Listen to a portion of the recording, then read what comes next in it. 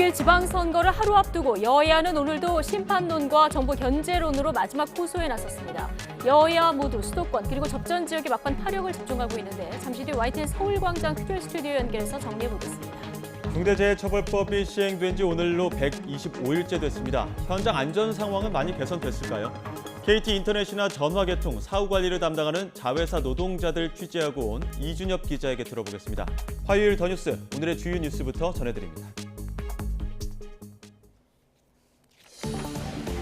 경남 밀양시 추나리 야산에서 불이 나 인근 100여 가구가 대피했습니다. 산림과 소방당국은 산불 3단계를 발령하고 헬기 30여 대와 인력 1,500여 명을 투입해서 진화 작업을 벌이고 있습니다. 6일 지방선거와 국회의원 보궐선거가 하루 앞으로 다가왔습니다. 여야는 주요 격전지를 돌며 막판 표심 잡기에 총력을 기울이고 있습니다. 가계대출 금리가 7년 11개월 만에 4%대를 넘어섰습니다. 특히 주택담보대출 금리는 3.9%로 9년 10개월 만에 최고를 기록했습니다. 코로나19 손실보전금 신청 첫날인 어제 108만여 명이 신청했고 이 가운데 96만여 명에게 8조 원이 지급됐습니다. 오늘은 사업자 등록번호 끝자리가 홀수인 사업자가 신청할 수 있고 내일부터는 대상자 누구나 신청 가능합니다. 네, 저금리 시대 재테크 열풍을 이용해서 고소익을 보장한다며 투자자를 유인한 다단계 사기 일당이 경찰에 붙잡혔습니다. 실체도 없는 태양광 사업을 미끼로 수천억 원을 끌어모았습니다. 유럽연합이 러시아산 원유 수입을 부분 금지하기로 했습니다. 바이든 미국 대통령은 우크라이나 전쟁은 민주주의를 지키는 전쟁이라고 강조하면서도 러시아 본토 공격이 가능한 장거리 로켓 지원 가능성은 부인했습니다.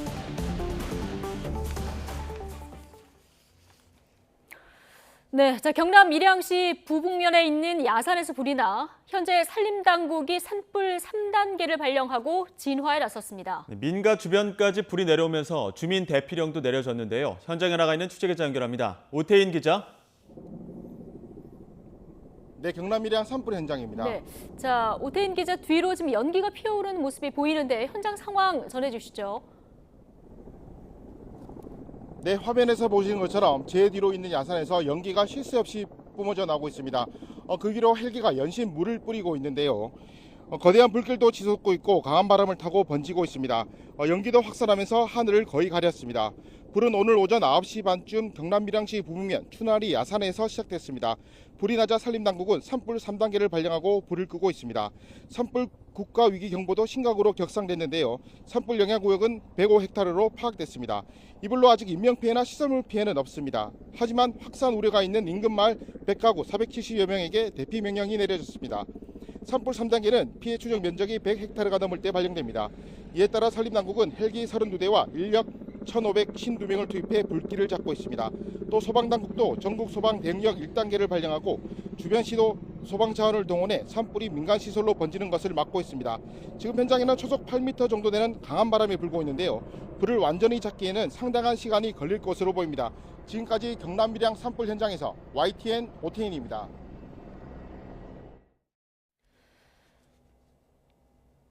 윤석열 대통령은 경남 밀양에서 발생한 산불 조기 진화를 위해 산림청 등 관계기관이 가용할 수 있는 모든 장비와 인력을 투입해 총력을 기울이라고 지시했습니다. 또 인명피해가 발생하지 않도록 인근 주민들을 신속히 대피시키고 진화대원 안전에도 각별히 유의하라고 당부했습니다. 윤 대통령은 이어 신속히 방화선을 구축해 산불이 주택과 농가 등으로 확산하지 않도록 하고 국가 기반 시설과 문화재의 안전 조치에도 만전을 기하라고 강조했습니다. 네, 전해드린 것처럼 경남 밀양시 부북면에 있는 야산에서 시작된 불이 일파만파 지금 번지고 있습니다. 민가 주변으로까지 번지면서 피해 규모는 점점 커질 것으로 예상되고 있는데요. 전문가 연결해서 피해 규모와 원인, 진화 대책 등 들어보도록 하겠습니다. 문현철 한국 산불학 회장 전화로 연결돼 있습니다. 회장님 나와 계십니까? 네, 안녕하세요. 예. 자, 울진 산불이 진압된 지 채 이틀도 안 됐는데요. 자, 이번에는 경남 밀양에서 또다시 대형 산불이 났습니다. 조금 전에 저희가 그 현장에 나가 있는 취재 기자 연결도 해봤습니다만은 이번 산불 규모가 지금 어느 정도로 보면 될까요? 네, 이번 산불은 가장 큰 변수가 강풍, 건조한 기후인데요. 제가 울진 산불 현장에도 토요일 저녁에 가서 이제 일요일까지 있다가 걸 보고 왔습니다만은 네. 밀양 쪽은 지금 창녕, 밀양, 합천 쪽이 지난 1월, 2월에도 큰 산불이 난 적이 있습니다. 예. 이런 상태에서 지금 이 봄철 건조한 강풍을 따고 또 지금 산불이 발생을 했는데요. 아마 이러한 건조한 강풍이 지금 초속 8m에서 15m 사이로 계속 강풍이 분다면 지금 많은 낙엽층이 쌓여 있는 문제로 인해서 더 많이 더 확산될 것으로 지금 예상됩니다. 예. 아. 그러한 예상 때문에 지금 산불 3단계가 발령이 됐고 산불 국가위기경보 심각 단계까지 격상이 됐는데 이렇게 되면 대응은 어떻게 달라지는 겁니까? 네, 지금 이번 지난 토요일에 있었던 울진 산불에 이어서 이번에 밀양 산불의 특징은 여름철 산불이라는 겁니다. 예. 네, 이 여름철 산불은 겨울철 산불과 매우 다른 성격이 하나 있습니다. 그건 뭐냐면 잎사귀들이 녹음이 우거져 있다는 것이죠. 아. 예. 네. 그러면 이 녹음이 우거져 있다는 거, 낙엽들이, 잎사귀들이 푸르게 지금 전부 다 이렇게 퍼져 있다는 얘기는 공중에서 헬기로 물을 투하했을 때 이게 마치 우산을 받치고 있는 것처럼 되어서 공중에서 투하한 물들이 불씨가 있는 낙엽 속으로 잘 떨어지지 않고 스며들지 않는다는 겁니다. 예. 그렇군요. 예, 그래서 이런 우리 산불학에서는 우산 효과라고 하는데 이런 우산 효과 때문에 공중 투하한 물로 인한 산불 진화 시간이 매우 지연된다라고 하는 공중 진화 작전상의 문제점이 하나 있고요. 예. 두 번째 지상 진화 측면에서의 문제점은 지상 진화 대원들이 날이 덥기 때문에 네. 접근하는데 매우 애로사항이 있다는 점이 하나이고 네. 또 위에서 물을 뿌려도 금방 말라버립니다. 이런 문제점 그리고 또 헬기가 이렇게 운항을 하는 데 있어서 더운 날씨로 인해서 공기 밀도가 낮아지기 때문에 헬기의 안전 운항에 약간의 지장을 준다. 이런 예. 측면들이 여러 가지로 겨울 산불에 비해서 제한 요소, 장애 요소가 크다 이렇게 진단할 수 있습니다. 아, 그렇군요. 이 울진 산불이 지난번 올해 가장 늦은 산불이다 이렇게 얘기했는데 지금 또 발생을 했고 지금 여름철 산불 이게 나무의 잎사귀들이 퍼져 있기 때문에 투하한 물이 불씨가 있는 낙엽층까지 좀 투하하기 되게 굉장히 어려운 그 상황을 좀 설명을 해주셨는데 지금 그렇습니다. 화재의 직접적인 원인으로 추정되는 건 있습니까? 예, 지금 이거 직접적인 산불 원인들은 이제 산불 조사 감식팀이 기초지자체에서 신속히 출동해서 조사가 아마 진행되는 것으로 알고 있는데요. 더 조사를 많이 해봐야 되겠지만 아마도 실화에 의한 가능성, 사람에 의한 실수에 의한 가능성, 사람에 의한 이런 산불 원인이 대부분인 경우입니다. 그래서 아마 이번도 아마 원인이 실수가 됐든 일부가 됐든 사람이 야기한 것일 가능성이 크다. 이렇게 보여지고요. 예. 또 이러한 산불 원인을 정확히 찾아내기 위해서는 산림 진입로에 곳곳에 촘촘한 CCTV가 설치되어 있어야 산불 원인을 가장 잘 잡아낼 수 있다. 또 이렇게 말씀을 드릴 수가 있습니다. 예. 네. 지금까지 피해 추정 면적은 100헥타르가 넘는 상황인데 보통 산불 3단계라고 하면 피해 범위나 진화 시간에도 굉장히 오래 걸릴 것으로 예상하고 발령하지 않습니까? 현재 상황 어떻습니까? 산불 피해 지역이 지금 105헥타로 지금 짐정 집계를 하고 있고 100여 가구가 대피하는 걸로 돼 있고 헬기가 32대 인력이 한 1,600명 가까이 투입이 되어 있습니다만은 지금 현재 시장 상황으로 봐서 산불 피해는 더 확산될 것이다. 이렇게 비춰집니다. 왜냐하면 지금 육안으로 비춰지는 바로는 경사도가 매우 크고 강풍이 계속 불고 있고 또 사람 진입이 쉽지 않기 때문에 네. 더 확산이 될 가능성이 크다. 이렇게 말씀을 드리고 싶고요. 예. 지난 5월 2일부터 6일까지 세계 산림총회가 우리나라에서 있었는데요. 또 세계 산림총회에서 세계 각국 대표들이 하는 이야기들은 이미 이 산불은 산불철이라고 하는 것이 이제 없어졌다. 산불철 구별이 무의미해졌다. 사시사철 계속 산불이 발생한다. 네. 이것은 기후 위기의 원인이다. 이래서 여름철 산불도 세계 각국에서 많이 발생하고 있다. 이렇게 지금 논의가 되었었습니다. 지금 기후 변화가 산불 발생에도 영향을 주는 이런 상황이군요. 그렇습니다. 예. 자, 앞서 계속 설명을 해주셨는데 여러 가지 상황이 불길 잡기 굉장히 어려운 이런 상황인 것 같고요. 저희가 이제 현장 모습 보여드리고 있는데 연기가 계속 피어오르고 있고요. 헬기가 물을 뿌리면서 진화하는 모습도 보실 수 있는데 자, 오늘 그럼 바람이 일단 관건이 될 것 같습니다. 그렇습니다. 지금 화면을 보시면 네. 헬기가 지금 느린 속도로 운항을 하면서 뭔가를 찾고 있는 것처럼 보이시죠? 예. 왜 이러냐면 앞에 말씀드렸던 것처럼 여름철 산불의 특징은 위에서 물을 투하해도 낙엽층들 때문에 물이 잘 밑으로 이렇게 정확히 떨어지지 않는다 그랬죠? 투하가 되지 않는다 그랬죠? 예. 역시 또 밑에서 피어오르는 연기가 겨울철 산불의 경우에는 바로 상승을 하기 때문에 화염을 찾는 곳, 그 불꽃을 찾기가 아주 쉽습니다. 주부를 예. 찾기가 쉬운데 여름철 산불은 낙엽이 덮고 있다 보니까 연기들이 낙엽 사이사이로 피어오릅니다. 그러다 보니까 정확히 물을 투하해야 될 그 포인트를 찾기가 굉장히 어렵습니다. 그렇군요. 예. 이제 이런 문제점이 있고요. 또 지금 화면 보시는 것처럼 강풍이 불면 불기둥이 굉장히 커지고 또 참 침엽수림이 많은 곳에서는 수관하고 발생을 하고 불기둥이 커져서 또 비화가 많이 발생을 하는데 또 반면에 바람이 약해지면 연기가 그대로 머물러 있거나 수직으로 상승하다 보니까 이렇게 시야가 그래서 헬기가 정확히 접근하기가 어려운 그런 문제점들이 많이 발생하고 있습니다. 예. 보통 가을 산불은 강한 바람을 타고 불씨가 멀리까지 이동을 하지 않습니까? 여름 그렇습니다. 산불도 이처럼 뭐 불씨가 멀리 튀어서 민간으로 피해갈 우려들도 많이 작용이 될까요? 그렇습니다. 이제 강풍이 아까 말씀하신 대로 강풍이 관점이 굉장히 그 좌우 요소인데요. 예. 바람이 세게 불면 특히 이제 우리 참 산림이 많은 그 불에 탈 수 있는 그런 그 낙엽과 수많은 그 건조한 그 나뭇가지 이런 것들이 많이 쌓여 있어요. 예.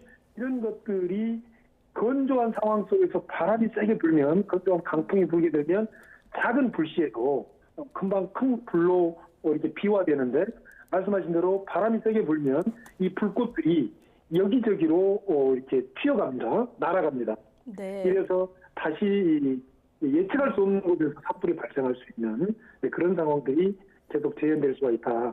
특히 지금 이 봄철 건조 공풍은 갑자기 바람 방향이 바뀝니다. 동풍이 서풍으로, 남풍으로, 북풍으로 이렇게 바람 방향이 바뀌다 보니까 비화 확산의 방향도 예측하기가 상당히 어렵다. 예. 이렇게 진단할 수 있습니다. 예. 지금 산불 발생 지역에서 민가까지 거리가 180m 정도 된다고 해서 이게 지금 민가를 덮칠 가능성도 좀 대비를 해야 되는데 자, 인근에 계신 주민들 좀 어떤 점들을 주의해야 될까요? 예, 산불이 발생을 하면 일단은 그 대형 산불이 발생하면 대피하는 것이 가장 큰 그 요령인데요. 그러나 산불이 멀리서 오고 있다면 집 주변에 물을 뿌려두는 것도 대단히 중요한 지혜이다. 이렇게 말씀을 드리고 싶습니다. 덧붙인다면 호주나 미국 같은 경우에 미국 서부 같은 경우에는 산불이 많은 지역들은 그 마을 주변에 민가 주변에 스프링클러를 많이 설치해 놓습니다. 그래서 건조기에 실외 스프링클러로 집 주변을 적셔 놓는달지 또 그리고 집과 숲 사이, 집 울타리와 숲 사이에 일격 공간이라 그래서 네. 50m 이상을 아무 나무도 없도록 전부 다 탈 수 있는 물질들을 제거해 주는 것. 네. 그리고 숲 가까이에 있는 집들의 건축 자재들을 불연 소재를 쓰게 하는 것. 이 세 가지 요소가 네. 숲 주변에 있는 집들의 안전 대책이다. 스프링클러, 불연 소재, 숲과의 이격 거리. 이것이 예. 중요하다. 일단 집 주변을 좀 물로 적셔주고 그리고 불씨가 혹시 날아올 수 있으니까 창문을 좀 닫아두는 것이 좋을까요? 그것도 아주 좋으신 말씀입니다. 예. 창문을 열어두게 되면 이제 그런 불씨들이 집 안으로 튀어들게 되고 좀 그렇기 때문에 네. 문을 닫아두고 주변을 좀 물로 적셔두는 것, 예. 꽃으로 뿌려둔달지 네. 이런 것도 굉장히 좋은 방법이고요. 사전에는 그 집 주변에 있는 좀 나무를 제거하는 것, 특히 네. 식료뿌림이 집 가까이에 있는 것은 매우 위험한 일이다. 이렇게 진단하고 싶습니다. 예. 자, 회장님 설명을 듣고 봤더니 저희가 이렇게 산불이 났을 때 이렇게까지 녹음이 우거진 그 현장 화면은 많지 않았던 것 같습니다. 지금 여름철 산불, 예, 말씀을 해주셨는데 이게 이제 기후 위기 때문이다 이런 말씀 해주지 않으셨습니까? 좀 근원적인 질문이 될 텐데 이건 어떻게 좀 장기적으로 대책을 마련해야 될까요? 네, 이제 기후 위기의 문제는 우리 인류적 과제이고요. 뭐 산불 문제뿐만이 아니라 기후 위기로 뭐 발생되는 많은 문제들은 우리 인류의 공동 과제이고요. 네. 탄소를 줄인달지 또 이런 각종 탈 수 있는 물질들을 줄인달지 많은 그런 우리의 생활상의 노력, 생활상의 변화가 필요하고요. 또 우리 숲이 두 번째 문제는 숲이 너무 불에 탈 수 있는 물질들이 점점 더 쌓여가고 있습니다. 네. 마무리 되어 있는 낙엽이 떨어지지 않습니까? 예. 또 이런 낙엽들이 계속 쌓여져 가서 이른바 불에 탈 수 있는 연료 물질들이 계속 누적되어 가고 있다. 그리고 숲이 여러 가지 잡목으로 우거져 가고 있다. 예. 즉 숲이 너무 조밀해져 가고 있다.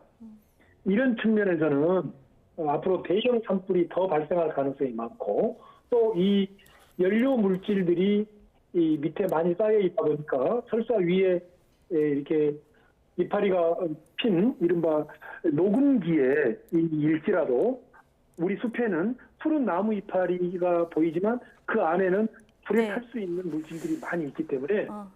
여름철도 얼마든지 예. 강한 산불이 발생할 수 있다. 네. 이런 측면에서 우리가 산자락 주변이나 산에 들어갈 때나 산자락에서는 절대로 불에 탈 수 있는 물질들을 사용하거나 또는 그런 물질들을 불에 탈 수 있는 것을 휴대한다거나 또는 어떤 뭔가 화염을 촉발시키는 일은 절대 해서는 안 된다라고 예. 하는 점을 강조하고 싶습니다. 알겠습니다. 지금 인근에 계신 주민 여러분들 많이 불안하실 텐데 좀 바람이 일단 좀 도와줬으면 좋겠고요. 그리고 집 주변에 그 물을 조금 촉촉히 뿌려주는 것, 창문을 닫는 것 이런 것들 좀 유념해서 지켜주시면 좋을 것 같습니다. 오늘 여기까지 듣겠습니다. 문현철 한국 산불학회장 전화로 연결해봤습니다. 오늘 고맙습니다. 네, 고맙습니다. 네, 자 선거 관련 소식으로 넘어가겠습니다. 이제 내일이면은 지방선거와 국회의원 보궐선거가 치러집니다. 여야는 경합지에 대한 총력 유세 속에서 서로 난타전을 벌이면서 막판 표심 경쟁에 나섰습니다. 네, 서울광장 스튜디오 연결해서 선거 소식 자세히 들어보겠습니다. 김승환, 이경국 기자 나와주시죠. 네, 저희는 서울시청 앞에 마련된 YTN 특별 스튜디오에 나와 있습니다. 이곳 서울광장 앞에는 YTN뿐 아니라 여러 언론사들이 오픈 스튜디오를 설치하면서 선거 방송을 한창 준비하는 모습인데요. 내일 여러분의 한 표 한 표에 따라 선거의 전체 판세뿐 아니라 향후 전국의 방향도 가려집니다. 공식 선거운동 마지막 날 각 당의 지도부 전략과 유세 소식 정치부 이경국 기자와 짚어보겠습니다. 이 기자, 아무래도 지난 대선에 이어서 이번 지방선거에서도 승부처는 역시 수도권일 텐데요. 맞습니다. 오늘 국민의힘 지도부는 어디로 갔습니까? 네, 일단 국민의힘 지도부 전국 곳곳에서 막판 총력 유세를 펼칩니다. 특히 제주로 향한 이준석 대표를 제외하고는 이 초접전 지역인 경기도에 총력을 쏟고 있는 상황인데요. 권성동, 김기현 공동선대위원장은 김은혜 경기지사 후보 그리고 안철수 경기 분당갑 보궐선거 후보 등과 함께 경기도에서 총집결 필승 유세를 펼쳤습니다. 이후 권성동 위원장은 충북과 강원 지역에서 대대적인 지원 사격을 이어가고 있고요. 김기현 위원장은 경기도를 돌면서 기초단체장 후보들을 지원하고 있는데 오늘 저녁 수원에서 진행될 김은혜 후보의 마지막 유세에도 동참할 예정입니다. 오세훈 서울시장 후보는 오늘 서울 동북부 11개 지역을 찾는 강행군에 나섰는데 청계광장에서 마무리 유세를 진행한다는 계획입니다. 네. 더불어민주당은 지난 대선까지는 연승했었잖아요. 네. 이번에는 좀 분위기가 다른데 민주당 지도부 오늘은 어디에 집중하고 있습니까? 네, 원팀 정신으로 재무장했다고 볼 수도 있습니다. 민주당 오늘 경합 지역인 대전과 세종 그리고 서울에 집중을 하고 있습니다. 특히 갈등을 빚었던 이 윤호중, 박지원 공동 비대위원장은 오늘 대부분의 일정을 함께 소화하고 있는 모습인데요. 함께 이춘희 세종시장 후보 지원 유세를 마치고 조금 뒤에 막판 지지를 호소하는 기자회견도 함께 진행할 예정입니다. 민주당 지도부는 오늘 저녁 용산역 광장에 다시 집결해서 송영길 서울시장 후보에게 힘을 싣는다는 계획입니다. 김동연 경기지사 후보는 오늘 경기도 9개 시군을 돌고 수원에서 마지막 유세를 진행합니다. 선거가 막판에 치달을수록 서로 주고받는 말들도 참 거칠어지는 것 같아요. 네. 여야가 각 당에서 중점적으로 이렇게 주고받는 공격 포인트는 어떤 게 있습니까? 네, 아무래도 선거를 하루 앞둔 날인 만큼 어느 때보다 치열한 공방이 이어지고 있는 모습입니다. 먼저 국민의힘 민주당 윤호중 비대위원장의 발언을 문제 삼았습니다. 어제 윤호중 위원장이 70대인 국민의힘 송기윤 증평군수 후보에게 고령인이 하던 일을 쭉 했으면 좋겠다 이렇게 말한 데 대해서 막말이라며 사과를 요구했습니다. 들어보겠습니다. 계속해서 배우고 공부해야 되는 것이 현대의 숙명이다. 나이가 중요한 게 아니라 생각이 얼마나 젊으냐 이게 더 중요하다고 봅니다. 그래서 그 부분에 대해서는 윤호중 비대위원장은 국민 앞에 사죄해야 된다고 봅니다. 네, 이에 대해서 윤호중 위원장은 KBS 라디오에서 이 송 후보가 국민에게 사랑받는 연기자로 남았으면 어떨까 하는 덕담을 하다가 표현이 과했던 거라고 사과를 했습니다. 민주당은 국민의힘 김은혜 경기도지사 후보를 겨냥하는 모습입니다. 재산 신고 누락이 확인된 것을 지적하면서 즉각 후보직을 사퇴하라고 촉구했습니다. 들어보겠습니다. 즉각 후보직에서 사퇴하고 수사에 협조하는 것이 1356만 경기도민께 속죄하는 길일 것입니다. 김은혜 후보의 거짓말은 이미 상습 사기범 수준입니다. 네, 앞서 김은혜 후보 측은 실무진의 착오였다면서 더욱 만전을 기하겠다는 입장을 밝힌 바 있습니다. 네, 더불어민주당에서 띄운 김포공항 이전 문제가 정말 블랙홀 같은 모습인데요. 오늘도 좀 쓴소리를 주고받았다고요? 네, 맞습니다. 국민의힘은 일단 공약을 꺼내든 이재명 후보를 향해서 맹공을 쏟아냈습니다. 권성동 원내대표 오늘 아침 회의에서 경기도에서 도망 온 이재명 후보가 이제 김포공항까지 도망가게 하려 한다면서 나만 살겠다는 팀킬이라고 비난했습니다. 제주를 찾은 이준석 대표도 김포공항 이전은 제주 완박이라며 비판을 쏟아냈습니다. 들어보겠습니다. 수요와 공급의 기본 논리도 모르는 그런 무식한 발상입니다. 저는 이재명 후보가 이런 아집에 섞인 그런 주장을 빨리 거두고 진정성 있는 사과를 해야지만이 이 국면에서 벗어날 수 있을 것이다. 네, 민주당은 즉각 반발했습니다. 특히 이재명 후보 공항 이전으로 제주 관광이 망가진다는 주장은 잘못된 선동이라고 반발했습니다. 들어보겠습니다. 삼척동자도 아는 거짓말을 명색이 서울시장이라는 분이 집권당의 지도부라는 분들이 하면 되겠습니까? 아니면 알고도 하는 거짓말, 악당의 조작 선동 아닙니까, 여러분? 네, 윤호중 비대위원장도 공론화를 거쳐 정책을 확정하는 것은 선거의 긍정적인 역할이라면서 시비를 거는 것 자체가 반지방자치적인 태도라고 비판했습니다. 네, 끝으로 이번에 전체 판을 살펴보면은 경합 지역을 누가 이기느냐 여기에 따라서 승패가 좌우될 텐데요. 각 당이 보는 판세는 어떻습니까? 네, 우선 국민의힘부터 설명을 좀 드리면요. 전국 17개 시도지사 선거 중에 우세를 보이는 9곳은 물론이고 경기와 대전, 세종, 인천 등 접전지에서의 승리로 쐐기를 받겠다는 입장입니다. 다만 민주당이 탄탄한 조직력을 가지고 있는 만큼 방심은 금물이라는 내부 분위기도 읽히고 있습니다. 민주당은요, 선거 전국 초반에는 8곳에서 9곳 승리를 점쳤었는데 점점 목표치를 낮추는 모습입니다. 그간 우세를 보인 호남 3곳과 제주 역시 흔들릴 수가 있다면서 막판 읍소 전략을 펼치고 있습니다. 결국 여야 모두 막판까지 긴장을 늦출 수 없는 상황인 건데요. 유권자들의 표심이 어느 쪽을 향할지 관심이 주목되고 있습니다. 네, 지금까지 내일 선거를 앞둔 각 당의 유세 현황부터 전체 판세까지 서울시청 광장에 마련된 YTN 특별 스튜디오에서 전해드렸습니다. 제8회 전국 동시지방선거 본투표와 국회의원 보궐선거가 내일 전국 14,000여 개 투표소에서 일제히 실시됩니다. 내일 투표는 아침 6시부터 저녁 6시까지 진행되고 코로나19 확진자 투표는 일반 선거인 투표가 종료되고 30분 뒤인 오후 6시 반부터 7시 반까지 진행됩니다. 이번 본투표는 사전투표와 달리 반드시 지정된 투표소에서 투표해야 하고 일반 유권자는 신분증을, 코로나19 확진자는 신분증과 함께 확진자 투표 안내 문자나 PCR 신속 항원 검사 양성 통지 문자 등을 반드시 지참해야 합니다. 네, 지방선거에서는 투표용지를 7장 받게 되죠. 보궐선거가 치러지는 지역은 한 장 더 받게 됩니다. 투표용지를 모두 다른 색으로 구분해 놓기는 했지만 미리 알고 투표장으로 가면 더 수월하겠죠. 영상으로 짚어보겠습니다. 이번 지방선거에서 기표할 용지는 모두 7장. 먼저 교육감, 광역단체장, 그리고 기초단체장 투표용지를 받아 1차 투표를 합니다. 교육감 선거 투표용지는 유일하게 가로형인데요. 기호, 정당 이름이 없습니다. 후보자 이름을 잘 파악해둬야겠죠? 1차 투표가 끝나면 이제 나머지 4장도 받는데요.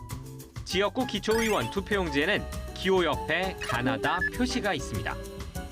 한 정당에서 여러 후보가 출마하는 경우인데 반드시 한 명에게만 기표해야 합니다. 나의 소중한 한 표, 무효표 처리되면 곤란하겠죠? 반드시 정규 기표 용구를 사용해야 합니다. 조금 덜 찍혀도 정규 기표 용구라는 게 확실하다면 인정되고요. 청인, 그러니까 용지에 도장이 있고 어느 후보를 찍었는지 명확해야 합니다. 그러면 문제를 풀어볼까요? 도장을 여러 개 찍었을 때 이 투표용지는 인정됩니다.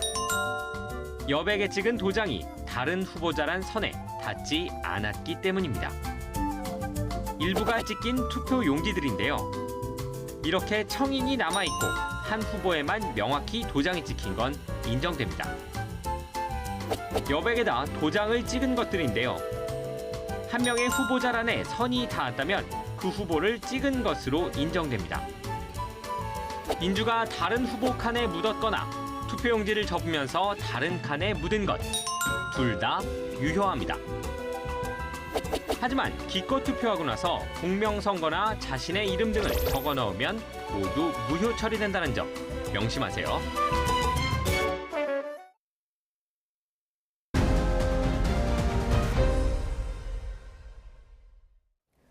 네, 시도지사는 대선으로 가는 길목으로 여겨집니다. 특히 대형 지자체의 단체장이 되면 단번에 유력 대선 후보로 꼽히곤 하죠. 네, 그렇다면 과연 시도지사가 대선 본선까지 나서거나 대통령 당선으로까지 이어진 사례는 얼마나 되는지를 분석했습니다. YTN 민심연구소 나와주시죠. 지방선거가 이른바 대권의 길목으로 여겨지는 이유. 행정 경험과 정치력을 인정받은 광역단체장들이 대권 주자로 발돋움하는 경우가 있기 때문이죠.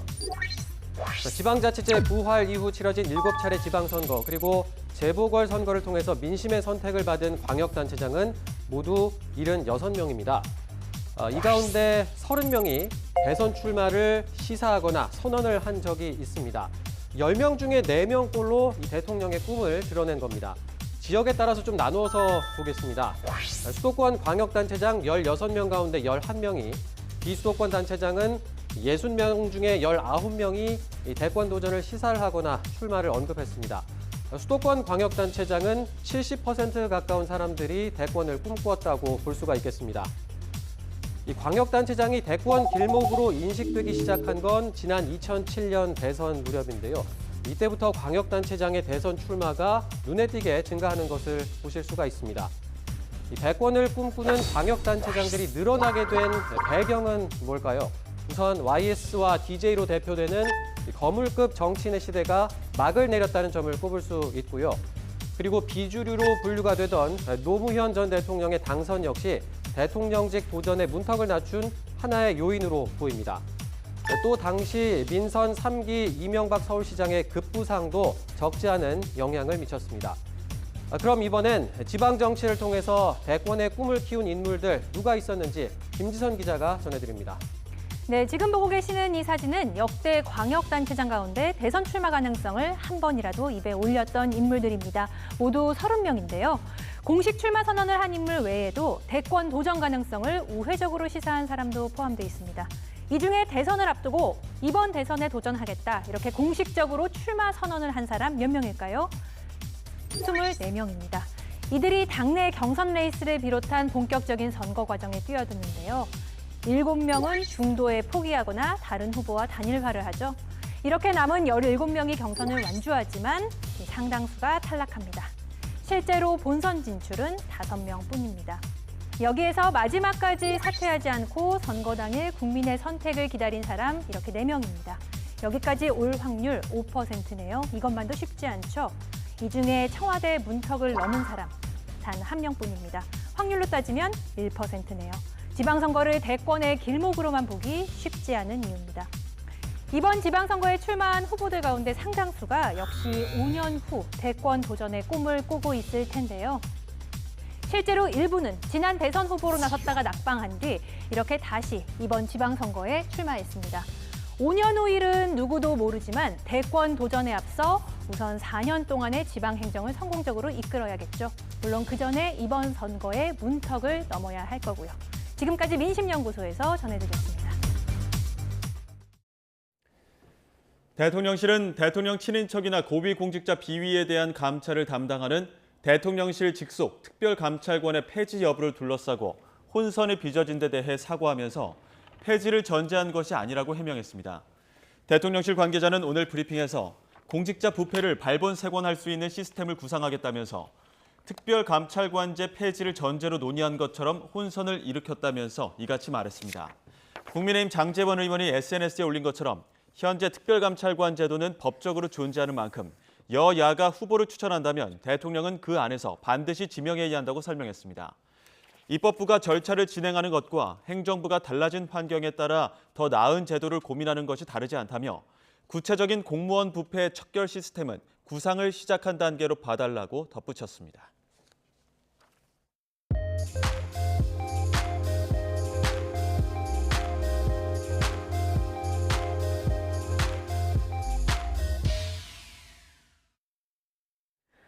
전남 여수 산단에서 폭발 사고가 일어나 소방당국이 구조 활동을 벌이고 있습니다. 오늘 오전 11시 50분쯤 전남 여수시 화치동 여수 산단 내 한 공장 사무실에서 폭발이 발생했습니다.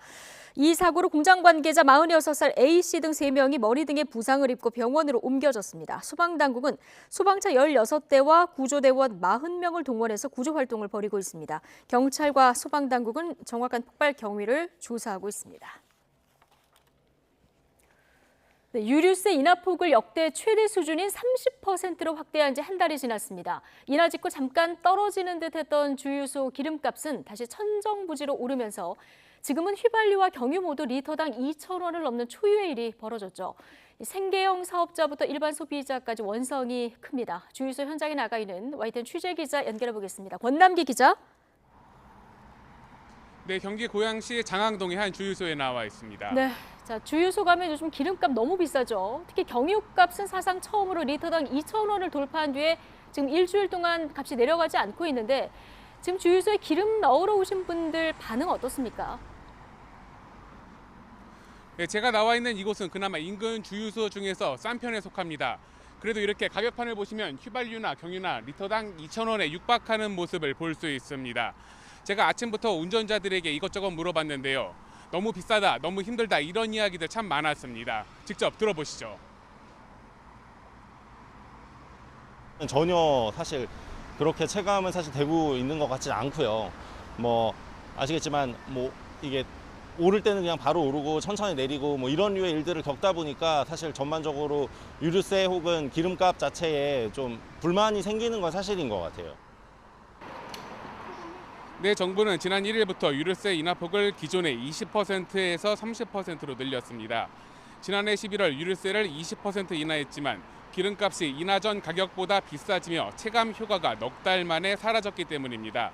앞서 유류세 20% 인하로 휘발유는 리터당 164원, 경유는 116원 세금을 깎아줬는데 여기서 각각 83원, 58원씩 더 깎아줬습니다. 하지만 이번 달 10%포인트 추가 인하의 체감 효과는 채 한 달을 가지 못했습니다. 휘발유는 20일 만에 추가 인하 전 가격을 넘어섰고 경유는 유류세 인하의 체감 효과가 사라지는데 불과 8일밖에 걸리지 않았습니다. 유류세 인하로 반짝 기름값이 내려갔다가 곧바로 치솟은 겁니다. 이후 휘발유와 경유 모두 리터당 2,000원을 돌파했습니다. 문제는 앞으로 기름값이 떨어질 일이 별로 없다는 데 있습니다. 러시아 우크라이나 전쟁과 같은 나라 밖 악재들이 여전하기 때문인데요.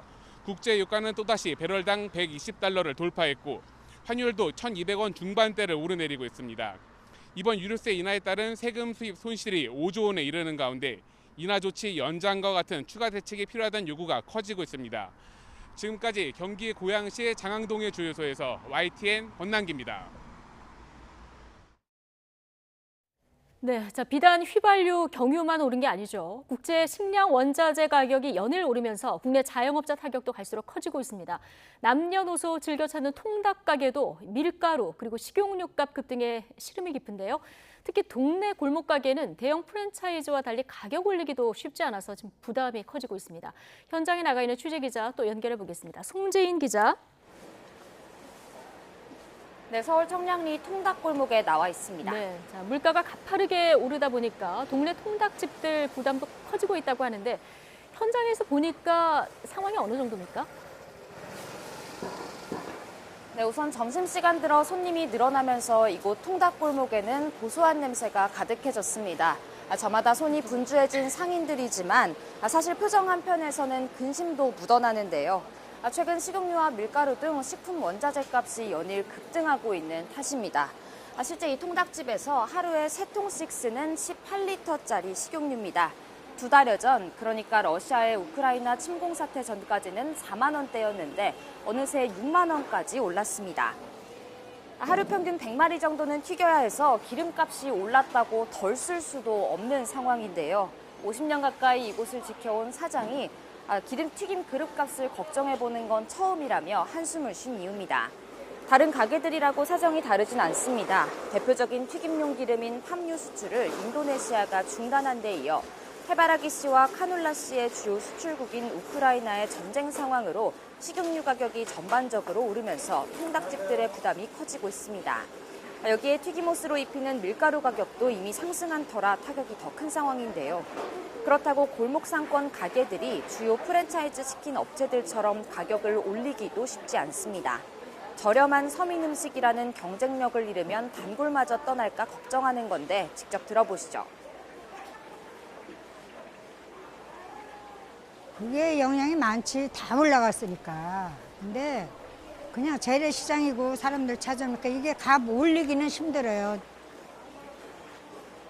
여기에 최근 정부가 관세 면제 정책 등 물가 대책을 내놓은 것도 가격 인상을 결단하기 어렵게 만드는 요인입니다.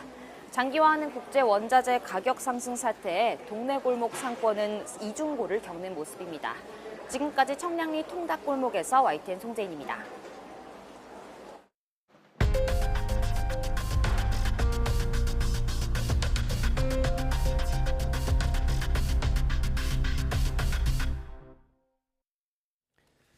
지난달 은행권의 가계대출 평균 금리가 4%대를 돌파한 것으로 파악됐습니다. 주택담보대출과 신용대출 금리가 모두 오르면서 8년 1개월 만에 최고치를 기록했습니다. 강희경 기자가 보도합니다. 대출금리의 무서운 상승세가 좀처럼 꺾이지 않는 모습입니다. 지난달 신규 취급액 기준 은행권의 가계대출 평균금리는 전달보다 0.07%포인트 오른 4.05%를 기록했습니다. 가계대출 평균금리가 4%대를 돌파한 건 7년 11개월 만으로 8년 1개월 만에 가장 높은 수준입니다. 1년 전 2.91%와 비교해도 눈에 띄게 높습니다. 주택담보대출 금리는 3.84%에서 3.9%로, 신용대출 금리는 5.46%에서 5.62%로 올랐습니다. 각각 지난 2013년 3월과 2014년 6월 이후 최고치입니다. 한국은행은 주택담보대출의 경우 우대금리 제공으로 상승폭이 제한되긴 했지만 저신용자 확대로 신용대출 금리가 상승해 가계대출 금리가 전반적으로 올랐다고 밝혔습니다. 특히 주요 시중은행 주택담보대출은 변동금리 상단이 5%대, 고정금리는 6%대를 이미 돌파한 상황. 치솟는 물가에 기준금리 추가 상승이 불가피한 만큼 주택담보대출 금리가 올해 안에 7%대를 돌파할 거란 관측이 이어지고 있습니다. 그 0.25%씩 4번 올린다 그런다면은 1%가 올라가게 되니까 2.75%가 되는 거죠. 7% 내지 8%가 될 것이다 이렇게 전망할 수 있을 것 같아요. 기업대출 평균금리도 오르면서 가계대출과 기업대출을 모두 반영한 예금은행의 전체 대출금리 평균은 0.07%포인트 오른 3.57%를 기록했습니다.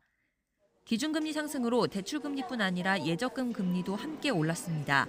이에 따라 신규 취급액 기준 대출금리와 예금금리 차이, 즉 예대금리 차는 1.7%로 전달보다 0.06%포인트 축소됐습니다. YTN 강희경입니다. 코로나19 방역 조치로 피해를 본 소상공인 등을 대상으로 손실보전금 지급이 진행 중인 가운데 오늘은 사업자 등록번호 끝자리가 홀수인 사업자가 손실보전금을 신청할 수 있습니다. 앞서 신청 첫날인 어제는 사업자 등록번호가 짝수인 161만 곳이 대상이었는데 이 가운데 모두 130만 곳이 약 8조 원을 지급받는 것으로 집계됐습니다. 첫날 신청 대상자의 80.7%가 받은 것입니다. 내일부터는 홀짝제가 해제돼 대상자라면 누구나 신청할 수 있습니다. 오후 7시까지 신청하면 당일 지급되고 오후 7시 이후 신청하면 다음 날 새벽 3시에 지급된다고 중소벤처기업부는 설명했습니다. 생산과 소비, 투자가 일제히 줄어드는 이른바 트리플 감소 현상이 26개월 만에 나타났습니다. 경제의 악재와 호재가 겹쳐 있어서 앞날을 내다보기가 쉽지 않은 상황입니다. 조태현 기자가 보도합니다. 지난 2월 러시아가 우크라이나를 침공한 뒤 전 세계 경제는 큰 타격을 받았습니다. 우리 경제도 지난 3월에는 생산이 증가하는 등 나름대로 선방하는 모습을 보였지만 지난달에는 직격탄을 피하지 못했습니다. 지난달 농림, 어업을 제외한 모든 산업 생산은 한 달 전보다 0.7% 줄었습니다. 거리두기 조치 해제 등으로 서비스업 생산은 늘었지만 반도체와 식료품 생산이 감소한 게 큰 영향을 미쳤습니다. 소비 역시 부진했습니다. 코로나19 확진자가 줄면서 의약품 등의 소비가 감소한 영향입니다. 투자는 7% 넘게 줄었습니다. 생산과 소비, 투자가 모두 부진한 트리플 감소 현상이 나타난 건 지난 2020년 2월 이후 처음입니다. 앞날은 여전히 불투명합니다. 방역조치 해제와 기업의 대규모 투자 계획은 긍정적인 요소지만 치솟는 물가와 길어지는 우크라이나 사태 같은 악재가 해결되지 않고 있기 때문입니다.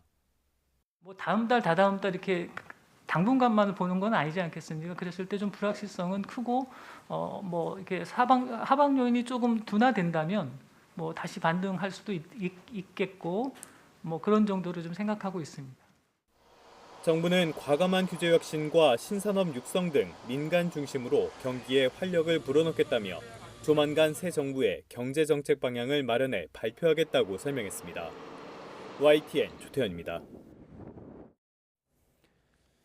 저금리 시대의 재테크 열풍을 이용해 고수익을 보장해 주겠다며 5천여 명의 투자자들을 끌어모은 다단계 사기 일당이 경찰에 붙잡혔습니다.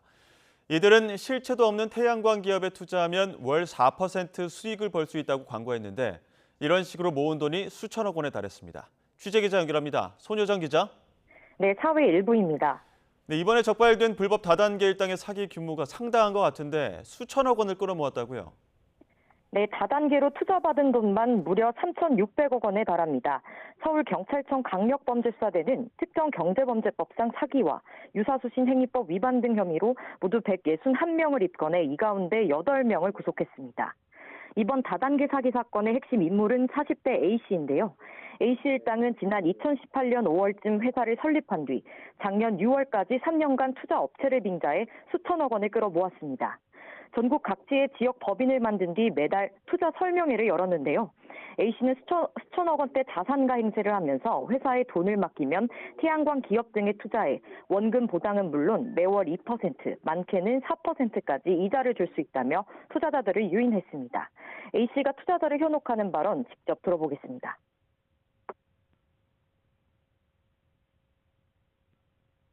다른 사람이 돈이 흘러가는 길목을 쫓아다니느라고 시간을 보내는 시간 동안 저는 그 길목을 찾아내고 거기에서 서서 퍼다봤기 때문에 빠른 거예요. 네, 이들이 광고한 태양광 기업은 실제로 어떤 업체입니까? 네, 실체가 없는 껍데기 회사였습니다. 투자금 수천억 원을 끌어모았지만 실제로는 투자도 없었습니다. 초기 투자금을 모은 뒤 투자자들에게는 새로 들어오는 투자금을 수익이라고 입금해주는 돌려막기 방식을 사용한 겁니다. 원활한 돌려막기를 위해 A씨 등은 회원을 모집해오면 고액의 대가를 주는 다단계 방식으로 회사 규모를 키워왔습니다. 적게는 10억 원, 많게는 무려 90억 원까지 보장해주다 보니 경찰이 이들을 붙잡았을 때 몰수한 사치품들도 상당했습니다. 경찰이 압수한 범죄 수익 규모만 832억 원 가까이 되는데요. 이들은 범죄로 벌어들인 돈으로 고급 주거지와 고급 승용차를 빌리고 값비싼 명품 시계를 사는 등 매월 수천만 원을 쓰는 호화로운 생활을 영위해온 것으로 드러났습니다. 경찰은 최근 고이자, 고수익을 미끼로 한 다양한 형태의 금융사기가 기승을 부리고 있다며 투자 전 신중하게 확인해달라고 당부했습니다. 지금까지 사회 일부에서 전해드렸습니다.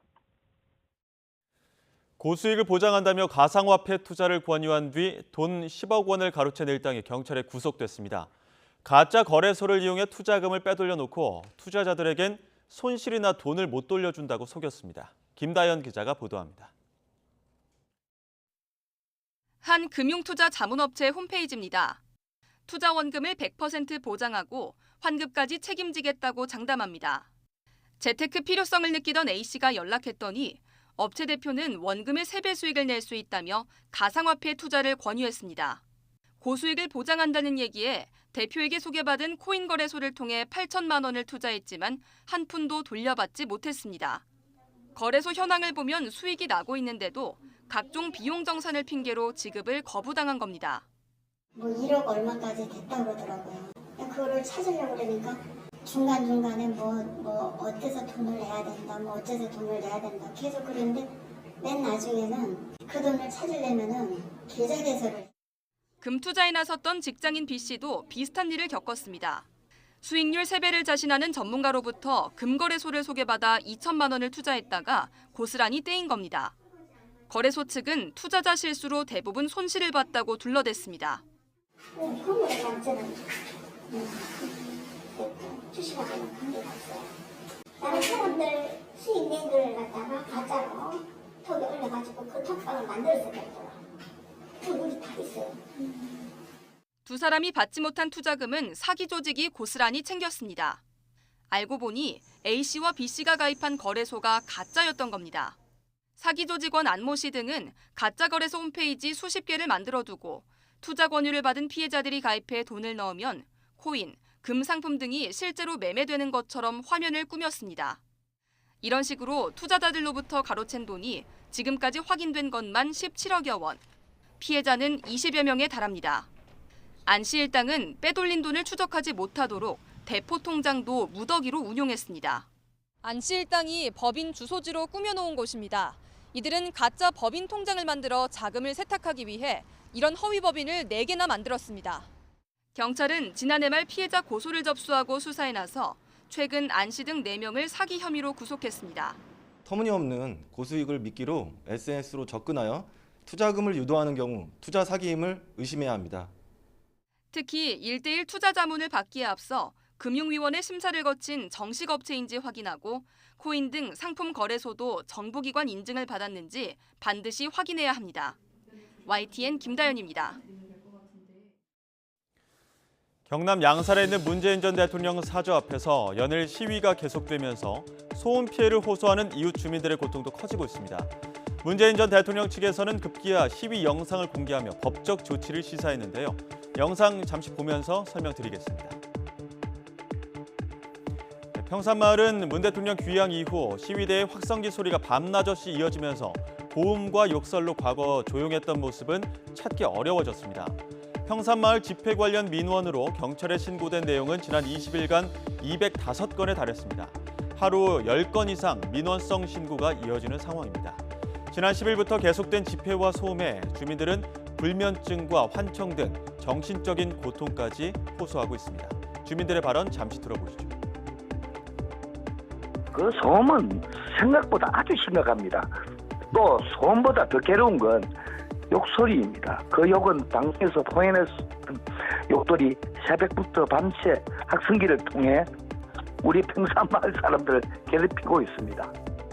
저희 집은 또 데모하시는 그분, 집회하시는 그분하고 또 거의 정면을 보고 있어가지고 어머니께서 밤에 환청도 들린다고 그러시기도 하고 그래서 정신적으로 해서 동네 어른들께서 정신과 가서 진료도 받고 진단도 받아왔어요. 마을로 정착한 문 전 대통령도 불편한 기색을 숨기지 않았습니다. 문 전 대통령은 앞서 양산 사저로 입주한 후 시위 일원 내 확성기 소음과 욕설에 대해 반지성이라며 지적했는데 문 전 대통령의 딸인 문다희 씨 또한 어제 개인 SNS를 통해 부모님에 대한 욕설을 참을 수 없다며 욕에 대한 수위가 강할수록 이를 후원하는 보수단체와 후원자 모두가 공범이라고 말했습니다. 이런 가운데 어제 문 전 대통령 비서실에서는 마을 주민과 함께 피해 당사자로서 민형사상 책임을 묻는 엄중한 조치를 취할 것이라며 법적 대응을 예고했는데요. 관련해서 민주당 정청래 의원의 발언 직접 들어보시죠. 집시법 제11조에 보면은요. 5개 집회와 시위 금지 장소가 5군데 나와 있어요. 그러니까 국회의사당, 각급 법원, 헌법재판소, 그리고 세 번째가 대통령 관저, 국회의장 공관, 대법원장 공관, 헌법재판소장 공관, 그리고 네 번째가 국무총리 공관, 그리고 다섯 번째가 국내 주재 외국의 외교기관이나 외교사들의 숙소, 이렇게 5군데가 100m 이내 장소에서는 집회가 금지되거든요. 그런데 여기다가 6번째로 전직 대통령의 사저도 넣자는 얘기입니다. 정청래 의원은 집회의 자유를 악용해 주민의 기본권 침해를 해서는 안 된다며 지난 16일 전직 대통령 사저와 100m 이내 시위를 금지하는 법률 개정안을 발의하기도 했습니다. 집회와 시위의 자유는 헌법에 보장된 기본권인 표현의 자유를 누릴 수 있는 중요한 수단인데요. 그러나 이렇게 무분별한 고성과 욕설 그리고 이로 인한 불특정 다수의 피해까지 감수해야 하는 것인지는 되돌아볼 문제입니다. 다음 소식 전해드리겠습니다. 코로나19 사태로 중단됐던 예비군 소집 훈련이 2년 만에 재개됩니다. 가상현실을 이용한 사격 훈련까지 도입된 예비군 훈련장을 신준명 기자가 먼저 다녀왔습니다. 가상현실로 구현된 한남대교에서 총격전이 벌어집니다. 사격은 물론 엄폐 동작, 탄창 교환까지 잊어선 안 됩니다. 2년 만에 재개되는 예비군 훈련을 앞두고 군 조교들이 가상현실 영상 모의 사격 시범을 보이는 모습입니다. 해당 장비는 지난 2020년 예비군 훈련에 도입됐습니다. 하지만 코로나19 사태로 모든 예비군 훈련이 중단되면서 한 번도 사용되지 못하다가 훈련이 재개된 올해에서야 2년 만에 처음으로 사용할 수 있게 됐습니다. 훈련용 모의 총기지만 직접 사격해보면 실전과 같은 반동을 느낄 수 있습니다. 또 이 전투 감응조끼는 맞은 부위에 따라서 가슴과 팔, 허벅지 등 9개 부위의 진동을 감지해 실전과 같이 훈련할 수 있습니다. 이 같은 과학화 예비군 훈련장에는 사격 소음을 완전히 차단해 지역 주민 불편을 줄이는 실내 사격장도 마련돼 있습니다. 이 실내 사격장에서는 이렇게 헤드셋을 착용하고 훈련을 진행하기 때문에 청력 손상을 방지할 수 있습니다. 또 표적지가 자동으로 이동해 와서 직접 훈련자가 사로에 들어갈 일이 없어 안전한 환경에서 훈련을 받을 수 있습니다. 훈련장 최대 수용 인원의 70% 수준으로 소집 훈련을 시행하여 방역 여건을 보다 더 유리하게 갖추는 동시에 집중적이고 내실 있는 훈련이 가능하도록 준비했습니다. 야외 시가지 전투훈련도 레이저와 고감도 감지기를 사용하는 마일즈 장비를 착용해 실전을 방불케 하는 방식으로 진행됩니다. 적군을 사격해 명중하면 전광판에 실시간으로 교전 상황이 표시됩니다. 현재 전국의 과학화 훈련장은 16곳으로 군은 오는 2024년까지 이를 40곳으로 늘려 모든 예비군이 VR 모의 사격 등 과학화 훈련을 받을 수 있도록 할 계획입니다. YTN 신준명입니다.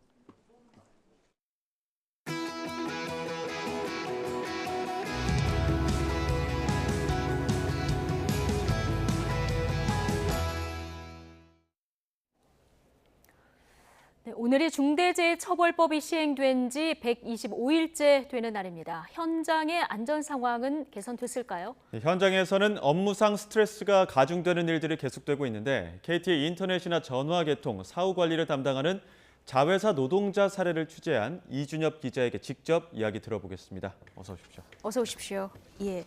이준엽 기자 리포트 이미 보신 분들 꽤 있으실 텐데 아프다고 말을 했는데 오히려 면박을 듣고 어쩔 수 없이 일하러 가는 노동자가 길에서 쓰러지는 이런 일이 있었던 거죠.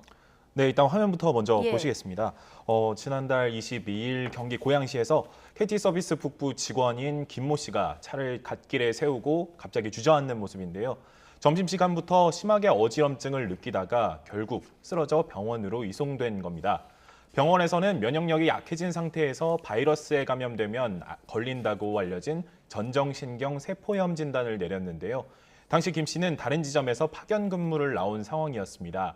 김 씨는 지점장에게 이미 몸 상태를 보고했었습니다. 그런데 업무 조정은커녕 일을 못하면 근무하던 곳으로 돌아가라고 되려 면박을 들었다고 합니다.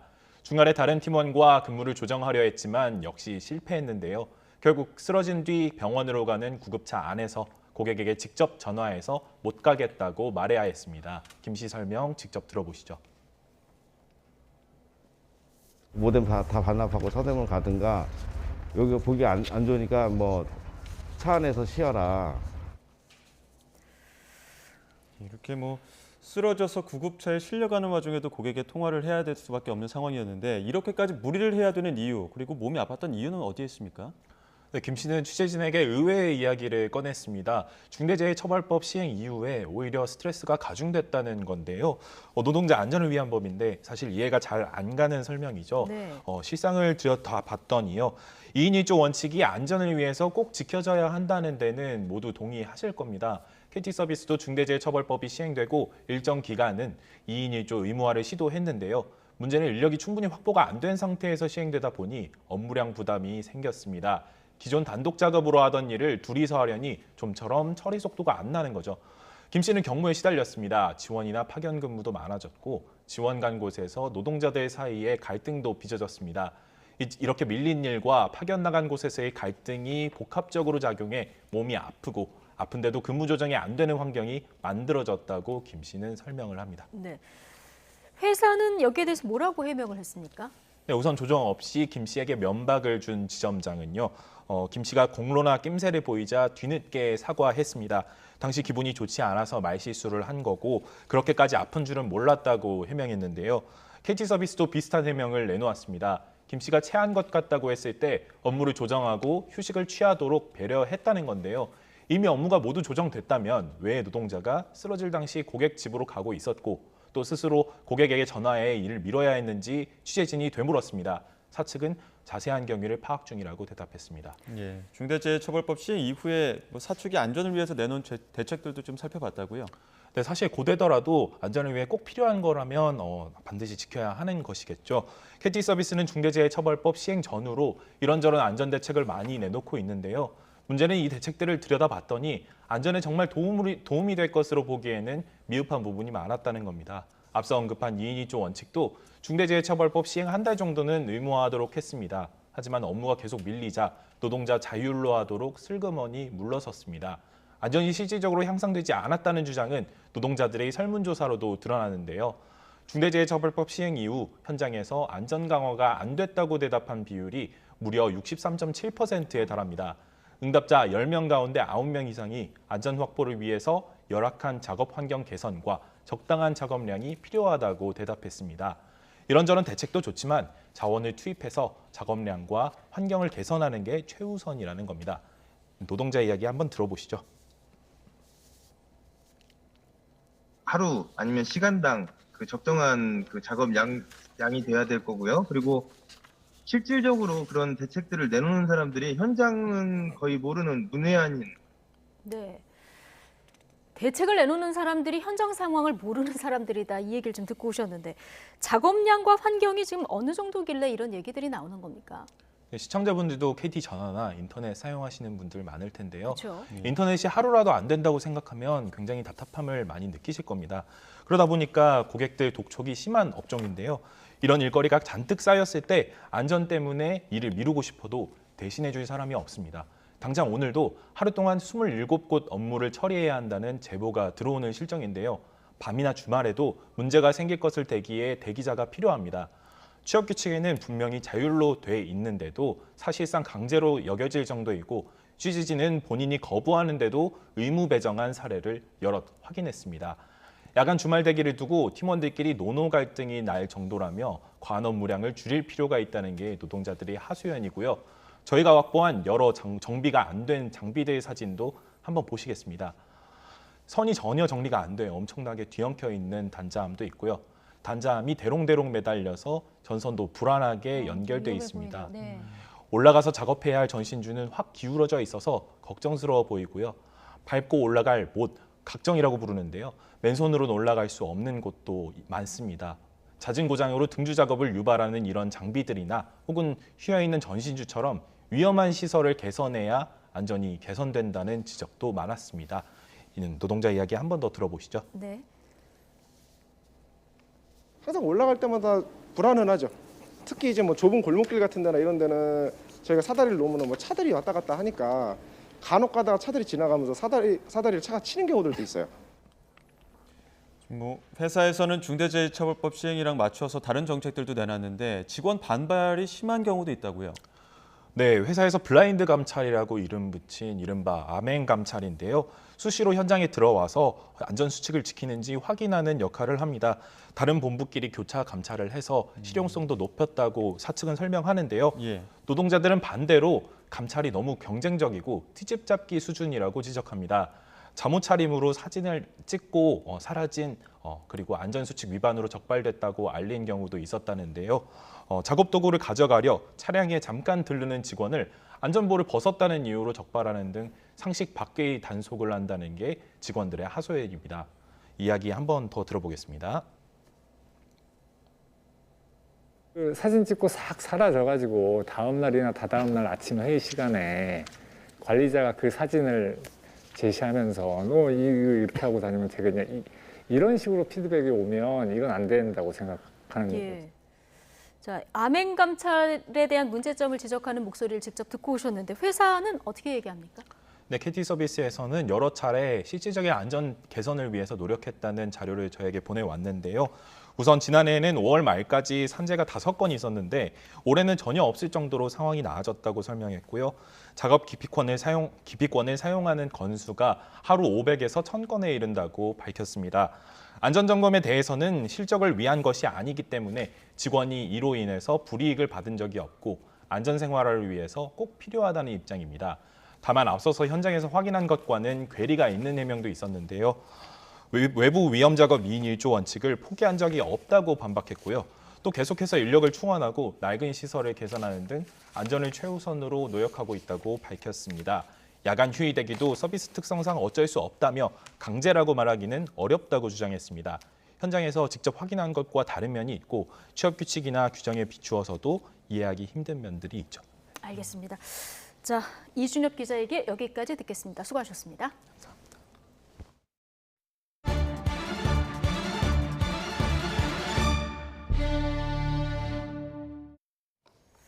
네, 앞서 전해드린 대로 오늘 오전 경남 밀양시 부북면 야산에서 산불이 발생하면서 산림당국이 진화에 나섰는데 좀 여의치는 않은 상황입니다. 네, 산불 3단계를 발령한 산림당국은 헬기 40여 대와 인력 1,500여 명을 투입해 불을 끄고 있는데요. 산림청장 브리핑 내용 직접 들어보겠습니다. 경남 밀양 지역 산불 진화 현황을 보고드리겠습니다. 먼저 산불 발생 현황입니다. 산불은 오늘 오전 9시 29분 경남 밀양시 부북면 추나리 산 13-31번지에서 발생했습니다. 산불 발생 원인은 현재 조사 중입니다. 산림청은 11시 45분부로 전국에 산불 3단계를 발령하였습니다. 현재 14시 30분 현재 진화 현황입니다. 현재 26대의 헬기가 지금 동원되어 있습니다. 앞으로 42대까지 충원할 계획입니다. 그리고 동원 인력은 1,552명이고요. 동원 장비는 진화차를 포함해서 69대입니다. 현재 산불 영향 구역은 총 150헥타로 추정하고 있습니다. 화산의 길이는 5km입니다. 인명과 시설 피해는 현재까지 없습니다. 주민 대피 현황입니다. 현재 마을 인근 주민의 100가구 476명이 마을 회관으로 지금 대피를 완료하고 있습니다. 현재 기상 상태는 평균 4m, 초속 4m에서 11m로 불고 있습니다. 대피 현황을 구체적으로 좀 말씀드리면 부북면 지역은 마을 회관으로 대피하고 있고요. 춘화교회 교육관으로 현재 이송할 예정으로 있습니다. 특히 취약시설은 희원 요양병원인데요. 앰뷸런스 7대하고 시청버스 1대가 대기 중에 있습니다. 앞으로의 진화 계획입니다. 저희들은 오늘 중으로 모든 가용 자원을 최대한 동원해서 오늘 중으로 진화를 완료할 계획으로 있습니다. 앞으로 유관기관, 산림청을 중심으로 소방, 경상북도, 경찰청, 군부대, 또 기상청, 항상 그렇듯이 저희가 산불이 발생하면 유관기관이 유기적으로 협조체제를 구축해서 총력을 기울일 예정입니다. 특히 인명과 시설 피해가 없도록 지역 주택을 중심으로 해서 방화선을 구축하고 피해가 없도록 최대한 노력을 할 계획입니다. 만약 오늘 중으로 헬기 산불이 진화가 안 되면은 야간 진화 계획을 저희가 개워서 내일 오전까지는 충분히 진화를 완료할 계획으로 있고요. 하여튼 오늘 중으로 진화를 완료할 계획으로 최선을 다하겠습니다. 이상입니다. 네, 이어서 질의응답 시간 갖겠습니다. 질문해 주십시오.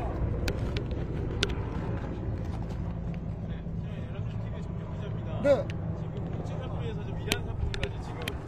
빠른 시간 안에 이렇게 대형 피해 면적이 지금 190헥타면 대형 규모인데 네. 이렇게 지금 산불이 자주 발생하지 않는 시기에 이렇게 지금 대형 산불이 발생하는 원인에 대해서 어떻게 분석하고 계십니까? 예, 원인이 뭐 여러 가지가 있습니다만은 첫째는 기후 변화 인하로 인해서 지금 기상 상황이 바뀌어지고 있습니다. 특히 이 지역은 기상청에 의하면 현재 건조주의가 발령되고 있는 상태입니다. 그래서 비가 내려지지 않기 때문에 건조한 날씨가 계속되고 있다 하는 게 큰 원인이고요. 그 다음에 두 번째 원인은 이 지역도 역시 자연 발생지역, 자생지역으로, 자생수종으로 소나무가 많은 임지입니다. 그래서 소나무 단순용으로 되어 있기 때문에 앞으로 이 지역에 있어서의 산림 복구는 소나무와 함께 화렵수를 함께 심는 호남림으로 탈바꿈 시켜나갈 계획입니다. 오늘 지금 연기가 많이 치솟고 있는데요. 네. 진화에 어려움이 있다면 어떤 게 있습니까? 5월 말경의 산불은 대체적으로 잎이 오르기 때문에 불보다는 연기가 많이 나는 게 특징입니다. 그래서 항공기 안전에 최대한 저희가 유념해서 무엇보다도 안전이 최고입니다. 그래서 우리가 공중에 헬기 통제기가 있습니다. 지휘기가 있습니다. 이 기기를 중심으로 해서 아주 일사불란하게 공중 진화를 할 계획으로 있습니다.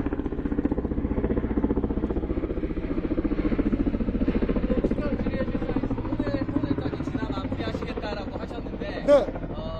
지금 해가 한 8시쯤엔 저물잖아요. 네네. 그 전까지는 어느 정도 좀 진행이 될 거라고 예상되세요? 지금 현 상태는 뭐 구체적으로 정확하게 말씀을 못 드립니다만은 제가 앞에서 헬기를 해서 저 산불 상황을 둘러봤습니다. 주변에 담수지가 많고 나름대로 그 전체 폭이 그렇게 크지 않기 때문에 제가 볼 때는 일몰 전에는 주부를 진화하지 않겠나 이제 그런 생각이 드는데요.